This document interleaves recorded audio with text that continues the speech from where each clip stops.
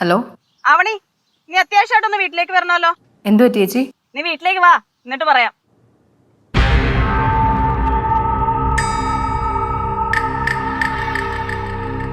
ആ sir. Okay sir.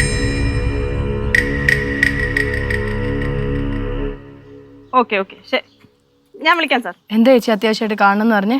പറയാം പറയാം. ചേച്ചി വിളിച്ചു പറഞ്ഞപ്പോൾ മുതലേ എന്താണെന്ന് അറിയാതെ ഞാൻ ടെൻഷനില്ല. എന്താ കാര്യം പറ. ആവണി, നിന്റെ സംശയങ്ങളെല്ലാം കറക്റ്റായിരുന്നു. മോഹൻ നിന്നെ ചതിക്കുമായിരുന്നു.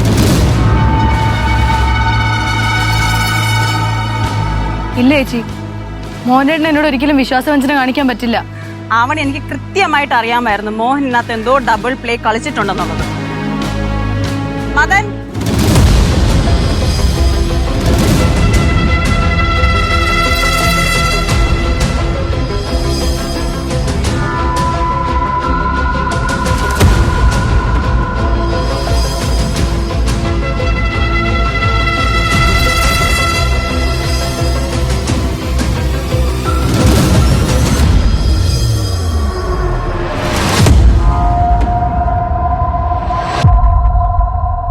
ഇവർക്ക് പറയാനുള്ളത് കേട്ടിട്ട് നിനക്ക് തീരുമാനിക്കാം മോഹനെ വിശ്വസിക്കണോ വേണ്ടായോ എന്നുള്ളത്. ഞാൻ അവനെ ഓർമ്മയില്ലെന്ന് പറഞ്ഞതും അറിയില്ലെന്ന് പറഞ്ഞതും കള്ളമായിരുന്നു. ഒരു ദിവസം നിങ്ങളുടെ ഭർത്താവിനെ ഞാനൊരു ഷോപ്പിൽ വെച്ച് കണ്ടു.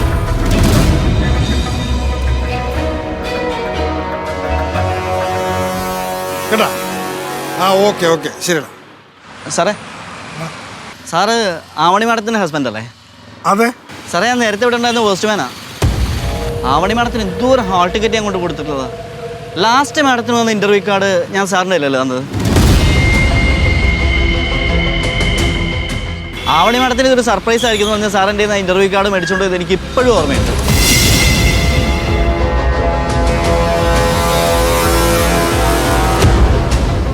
ആവണി അപ്പോയിൻമെന്റ് ലെറ്റർ. അപ്പൊ ആവണിക്ക് ഇതുവരെ ജോലി കിട്ടിയില്ലേ? അന്ന് മദൻ ചേട്ടൻ എമർജൻസി ആയി പോയതുകൊണ്ട് അപ്പോയിൻമെന്റ് ലെറ്റർ കൊടുത്തത് ഞാനാണ്. ഇത് സാറിന്റെ വീടായിരുന്നു? ആ അതെ എൻ്റെ വീടാ. ആവണി എൻ്റെ ഭാര്യൻ. ഒരു അപ്പോയിൻമെന്റ് ലെറ്റർ ഉണ്ടായിരുന്നേ? അല്ല, വൈഫിൻ്റെ ഏറ്റവും വലിയ ആഗ്രഹമായിരുന്നേ ഈ ഗവൺമെൻറ് ജോലി. അപ്പോൾ അവൾ വരുമ്പോൾ ഒരു സർപ്രൈസ് ആയിട്ട് ഇത് കൊടുത്തു കഴിഞ്ഞാൽ അവളുടെ ഒരു സന്തോഷം നേരിട്ട് കാണാമെന്ന് വിചാരിച്ച് പറഞ്ഞാണ്. ആ എന്നാ പിന്നെ അങ്ങനെ ആവട്ടെ.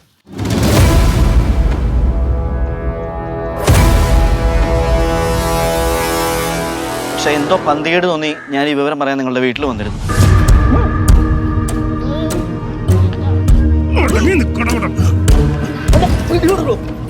എടോ, ഈ പറയുന്ന ആവണി തന്റെ പെങ്ങളോ അമ്മായിയുടെ മോളോ അല്ലല്ലോ.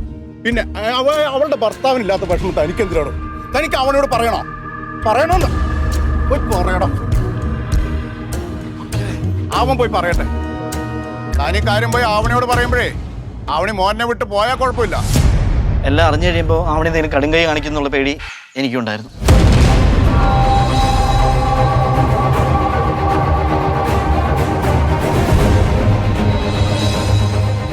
അവിടെ നീ ഇപ്പോഴും മോഹനെ വിശ്വസിക്കുന്നുണ്ടോ?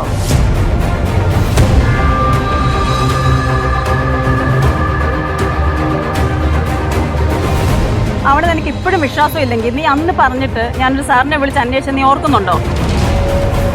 PSC അന്വേഷിക്കാൻ പറഞ്ഞത് സാർ എനിക്ക് അയച്ചു തന്ന PSC റാങ്ക് ലിസ്റ്റ് നീ നോക്ക്. നിന്റെ ആണ്, നീ നോക്ക്.